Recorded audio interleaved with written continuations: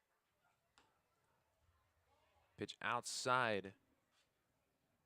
So they count 2-2.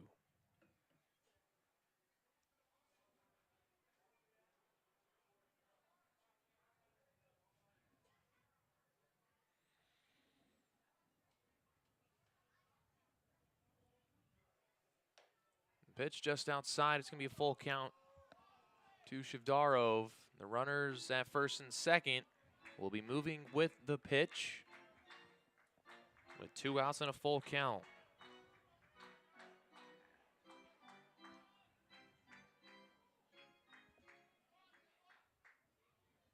Three-two payoff is in the zone and fouled out of play.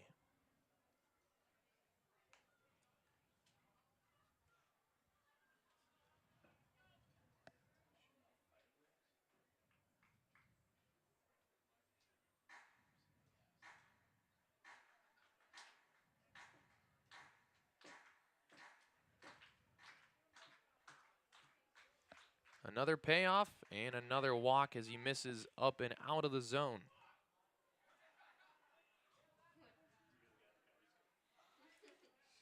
Bases will be loaded. It's the second time today that Lakeshore has walked the bases loaded. Jackson Reed, the starter, did it in the 3rd inning, and it led to the only Pittsburgh run on a sac fly. With 2 outs, it would need a base hit. Alec Atkinson, the 9-hole hitter, walked and scored the 1 run in the 3rd inning. First pitch swinging, shoots it to right field. It's a base hit. 2 runs are going to score as Atkinson trying for 2. He's going to be thrown out to end the inning. 2 runs come across. It's 11-3. We'll go to the bottom of the 8th here on Pittsburgh Radio.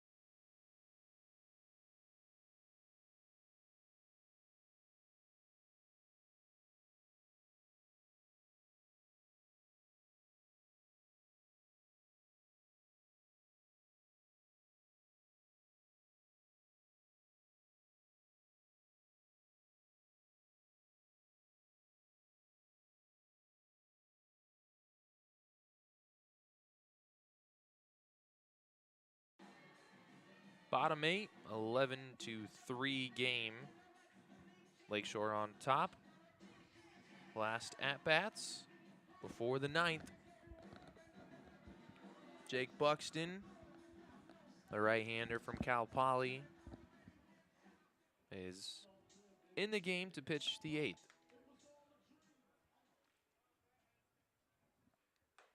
First pitch strike dealt to Ty Olnick. 1 for 4 today with a 2 RBI double in the 3rd.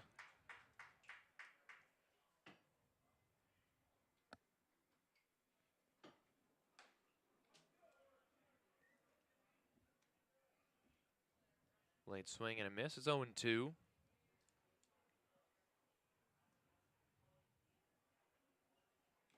And on 3 pitches, Buxton gets the strikeout to start the 8th inning.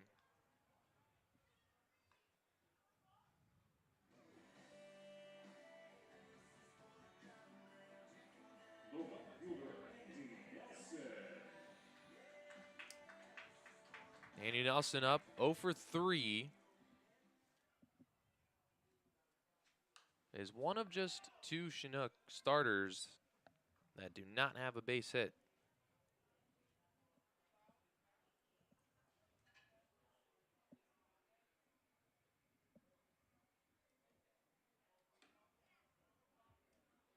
Count 1-1. The right fielder has struck out twice, has flown out, and has walked and scored. Hits one up the middle. It's going to drop in for a base hit. His first of the game. Now there's just one Chinook that hasn't got a base hit yet.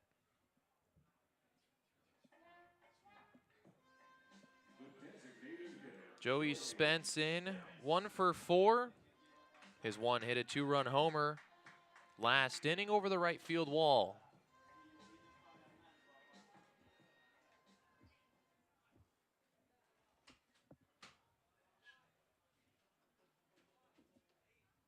First pitch to him, he fouls off.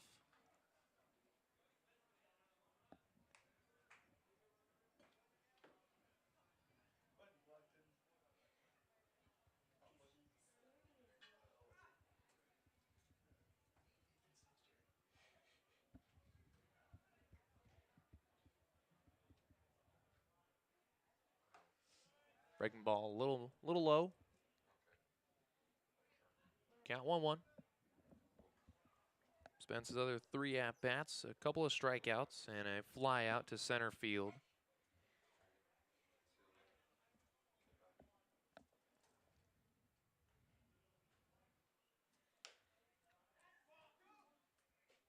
Count 2-1. Fastball misses.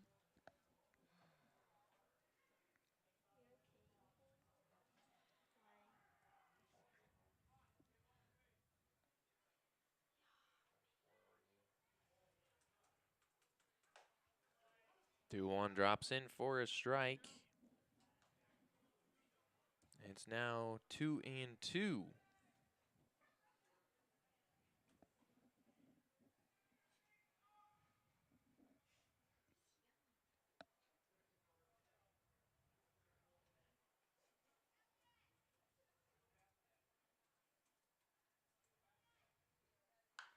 Buxton's 2-2 pitch is smoked foul by Spence out of play.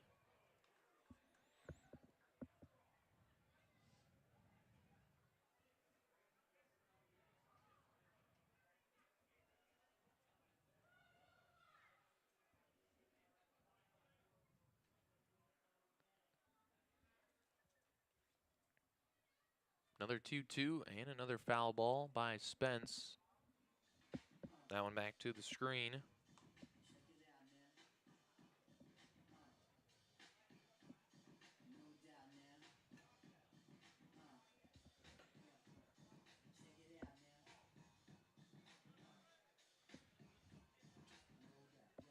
Three straight 2-2 pitches. This one by Buxton misses inside and the count goes full.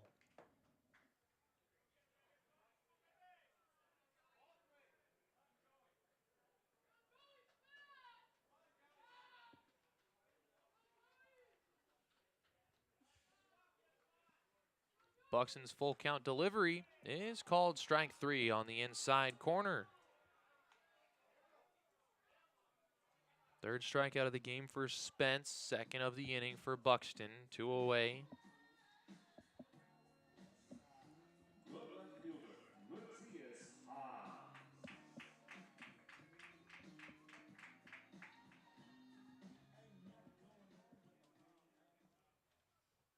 Haas 2 for 3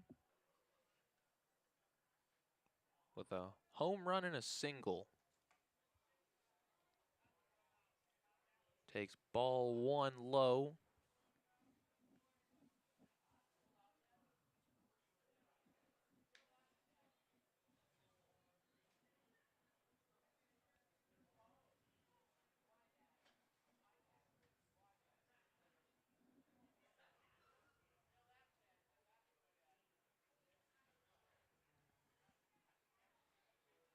Buxton's second pitch of the at-bat is in for strike 1.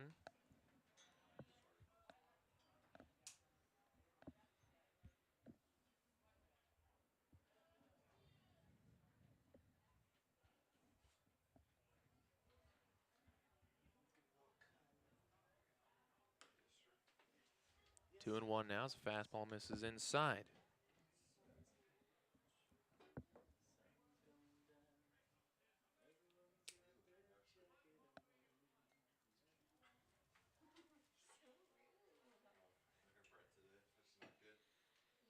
2-1 breaking ball is chopped. Lakeshore dugout. Count is 2-2 with 2 away.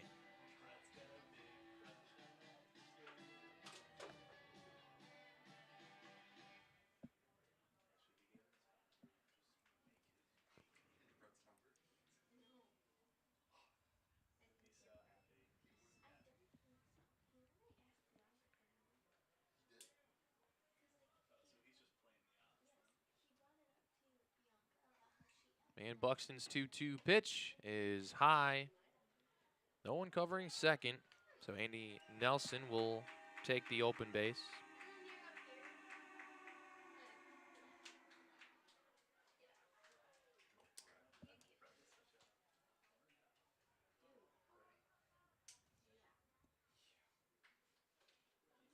Payoff pitch. Outside, ball 4. And Haas will reach for the 4th time tonight. Bringing in Bryce Stober. The only Chinook without a base hit here in the ball game. All 8 other position players have had a hit.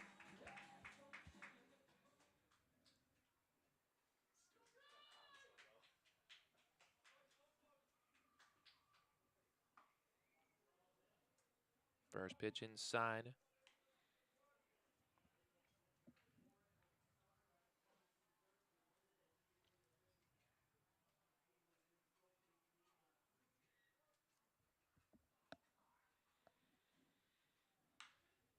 Grounder on the right side. Atkinson slides and knocks it down, but he can't make the throw to first. Stober will reach safely on the hit. So now every Chinook has at least 1 base hit in the game. And the bases are loaded with 2 outs for Peyton Sanderson, who came in to play defense for Michael Seegers last inning. Took over for Seegers, who was 2 for 3 with 2 RBIs. A couple of walks and 3 runs scored. First pitch, he takes a ball.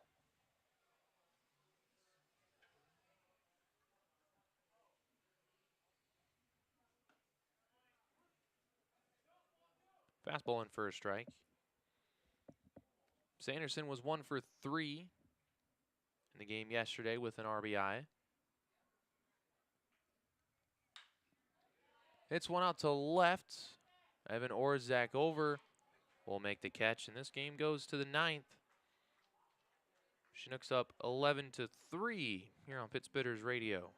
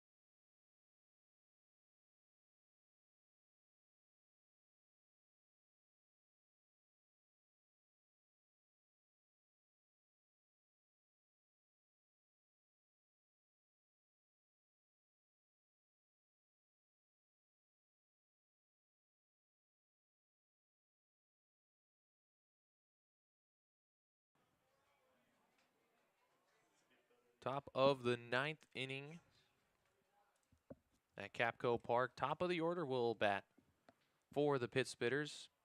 Evan Orzek to lead off, has been on base twice today with a pair of walks.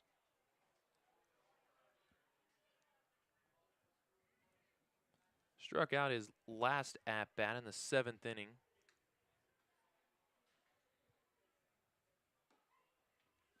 Gets ahead in this at-bat, 2-0.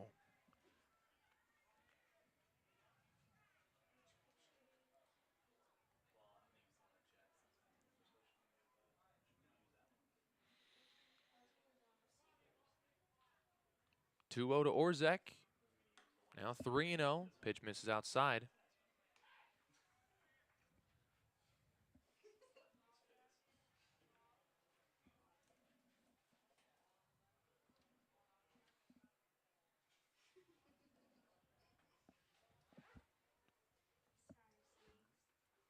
And on 3-0, Orzek will take a strike. Mm-hmm.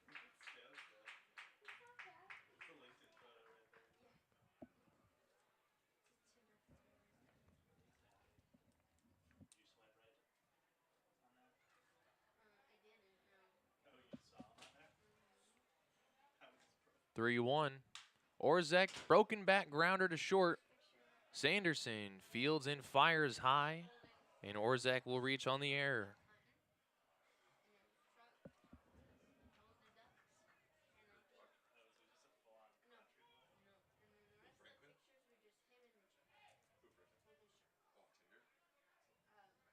Shortstop, Camden Traficante.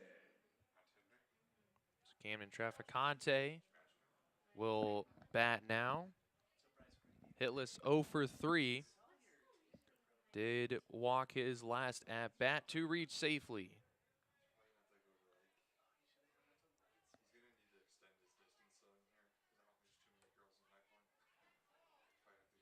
Ball misses outside.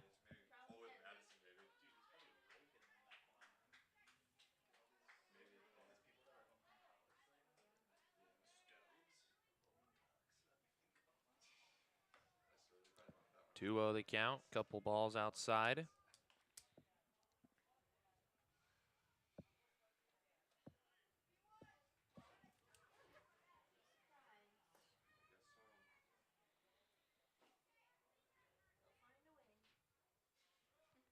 Two 2-0 pitch is taken for the first strike, 2-1.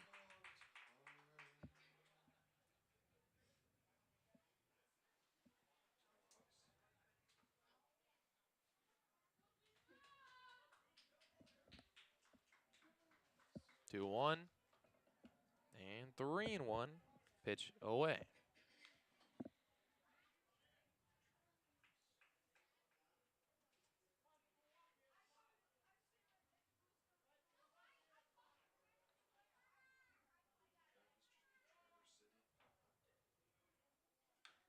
Swinging on 3-1, fouls it out of play.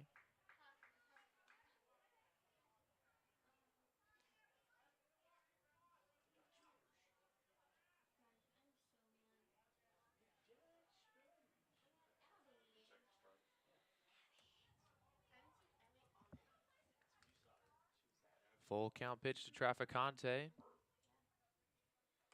is outside for ball 4.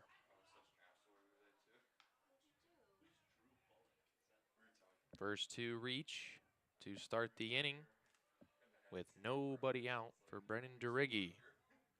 First baseman Brennan Dorighi. Duriggi 1 for 2, single, a fly out, and a pair of walks.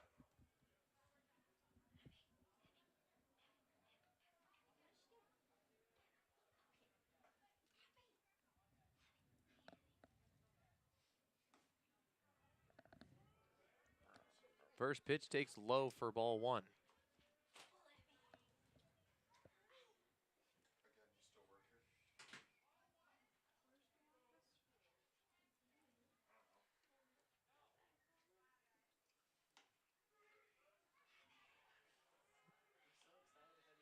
Two 2-0 now, the pitch misses inside. And that will bring out the Lakeshore pitching coach, to talk with his pitcher.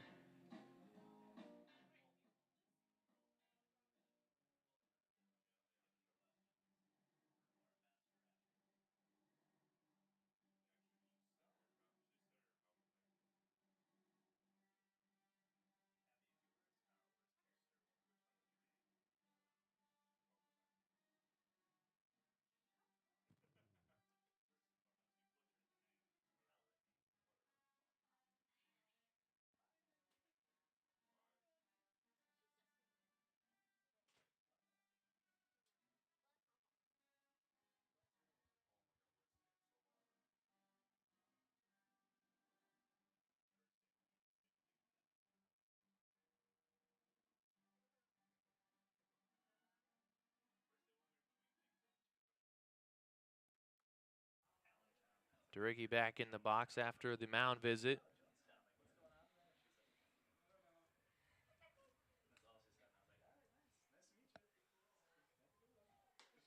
And he takes a strike on the inside part of the plate.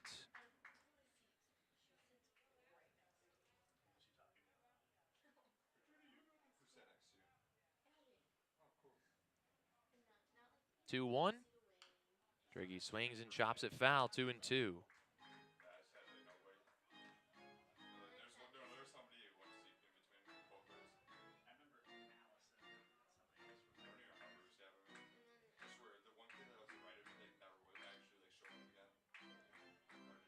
And the 2-2 pitch to Deriggy is hit up the middle, snagged by the shortstop Sanderson, who steps on the second base bag but throws it away out of play, which will bring in Orzek to score, and Deriggy will go down to second on the air.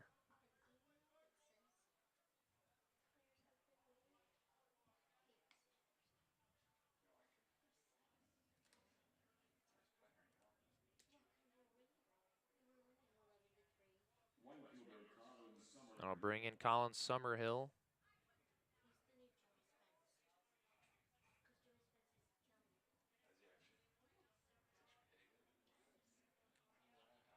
Summerhill hitless with 3 strikeouts. First pitch in this at-bat, he takes for the first strike.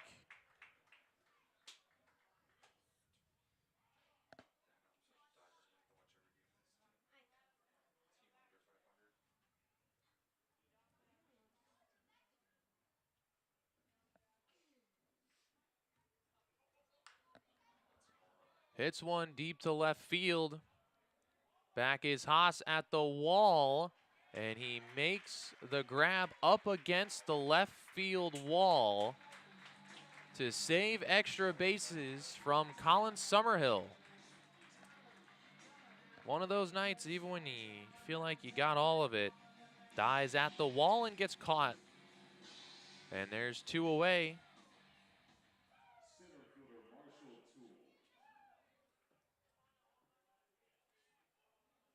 Marshall Toole up, 0 for 3, walked in, scored in the 8th.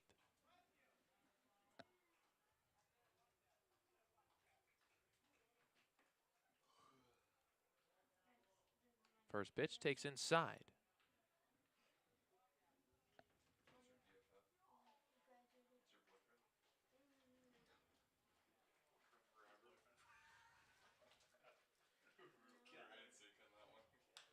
Toole slaps it to the left. Haas racing over by the line, dives, makes the catch to end tonight's ball game.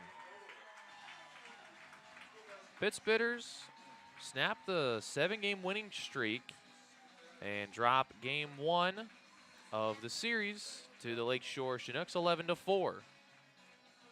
Out hit 14-5. Lakeshore hit 3 home runs en route to the victory, and Traverse City weren't able to capitalize on their opportunities. They left 11 runners on base in the loss. We'll see how they respond to the loss tomorrow, trying to avoid a sweep at the hands of the Chinooks, who they swept just over a week ago in Traverse City. First pitch tomorrow, same time as tonight. Nope, it's a Sunday game, so it is an early first pitch. Going to be a little sooner. First pitch at 2:35 Eastern time, so it'll be 1:35 here in Central time. And be on the call for that. So we'll see you tomorrow at 2:35 Eastern, 1:35 Central, right here on Pit Spitters Radio.